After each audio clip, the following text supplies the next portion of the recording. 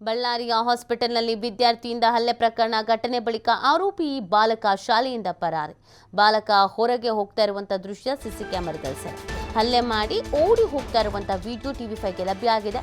CC camera ದೃಶ್ಯಾವಳಿ ಆಧರಿಸಿ ಪೊಲೀಸರು ತನಿಖೆ ನಡೆಸ್ತಾ ಇದ್ದಾರೆ. ಆರೋಪಿ ಬಾಲಕನ ಪತ್ತೆಗೆ ಮುಂದಾಗಿರುವಂಥದ್ದು ಪೊಲೀಸರು. ಸಹಪಾಠಿಗಳ ಮೇಲೆ ಹಲ್ಲೆ ಮಾಡಿದ್ದ ಆರೋಪಿ ಬಾಲಕ ಜಗಳ ಬಿಡಿಸೋದಕ್ಕೆ ಬಂದಿದ್ದ ವಾರ್ಡನ್ ಮೇಲೆಯೂ ಕೂಡ ಹಲ್ಲೆ ಮಾಡಲಾಗಿದೆ. ಗಾಯಗೊಂಡಿದ್ದ ಹೇಮಂತ್ ಚಿಕಿತ್ಸೆ ಫಲಿಸದೆ ದುರ್ಮರಣ ಹೊಂದಿರೋದು. ಬಾಲಕ ಎಲ್ಲಿದ್ದಾನೆ ಏನು ಗೆತ್ತ ಅಂತ ಗೊತ್ತಿಲ್ಲ, ಬಟ್ ಓಡಿ ಹೋಗ್ತಾ ಇರೋದು ನೀವು ಗಮನಿಸ್ತಾ ಇರ್ಬೋದು. ಹಾಸ್ಟೆಲಲ್ಲಿ ಸುಮಾರು 7 ವಿದ್ಯಾರ್ಥಿಗಳಿಗೆ ಹಲ್ಲೆ ಮಾಡಿ ಒಬ್ಬ ವಿದ್ಯಾರ್ಥಿ ಸಾವನ್ನಪ್ಪಿದ್ದು ಇಷ್ಟೆಲ್ಲ ಆಗಿದೆ.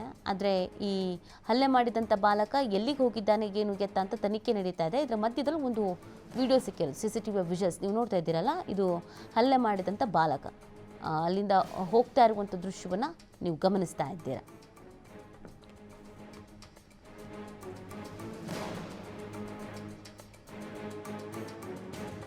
ಮಾಹಿತಿ ನೀಡ್ತಾರೆ ನಮ್ಮ ಪ್ರತಿನಿಧಿ ಸಿದ್ದು. ಈ ಹಲ್ಲೆ ಮಾಡಿದಂಥ ಬಾಲಕನ ಬಗ್ಗೆ ಮಾಹಿತಿ ಏನಾದರೂ ಸಿಗ್ತಾ? ಒಂದು CC ಕ್ಯಾಮೆರಾದ ವಿಜುವಲ್ಸ್ ನೋಡ್ತಾ ಇದ್ದೀವಿ, ಅದನ್ನು ಹೊರತುಪಡಿಸಿ ಕಾರ್ಯಾಚರಣೆ ಸಂದರ್ಭದಲ್ಲಿ ಏನಾದ್ರು ಮಾಹಿತಿ? ಖಂಡಿತವಾಗ್ಲೂ ನೀತಿ, ಬಳ್ಳಾರಿಯ ಒಂದು ಖಾಸಗಿ ಶಾಲೆಯಲ್ಲಿ ವಿದ್ಯಾರ್ಥಿಯಿಂದ ಹಲ್ಲೆ ಹಾಗೂ ಹತ್ಯೆ ಪ್ರಕರಣ ಏನಿತ್ತು, ಮಾಡಿದಂತ ಬಾಲಕನನ್ನ ಹುಡುಕಾಟದಲ್ಲಿ ಪೊಲೀಸರು ಕೆಲವೊಂದಿಷ್ಟು ತಂಡಗಳನ್ನ ಮಾಡಲಾಗಿತ್ತು.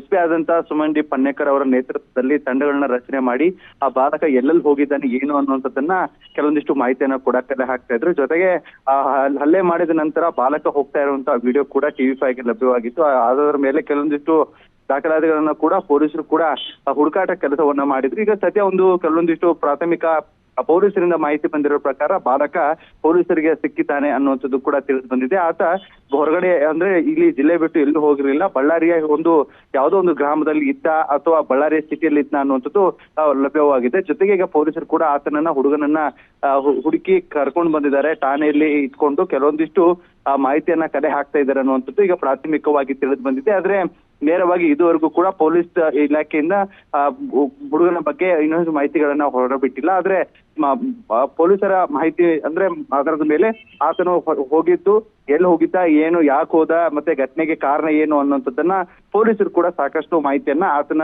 ಇಂದ ಪಡೆದುಕೊಳ್ಳುವಂತ ಕೆಲಸವನ್ನ ಕೂಡ ಮಾಡ್ತಾ ಇದೆ. ಜೊತೆಗೆ ಮಕ್ಕಳ ತಜ್ಞ ಅಂತ ಏನಿರ್ತಾರೋ ಆ ತಜ್ಞರನ್ನ ಕರೆಸುವಂತ ಕೆಲಸವನ್ನ ಮಾಡಿದ್ದಾರೆ. ಯಾಕಂದ್ರೆ ಕೆಲವೊಂದಿಷ್ಟು ಪೊಲೀಸರುಗಳ ಮುಂದೆ ಹೇಳದೇ ಇರುವಂತದ್ದು ಕಾರಣಗಳು ಇರಬಹುದು.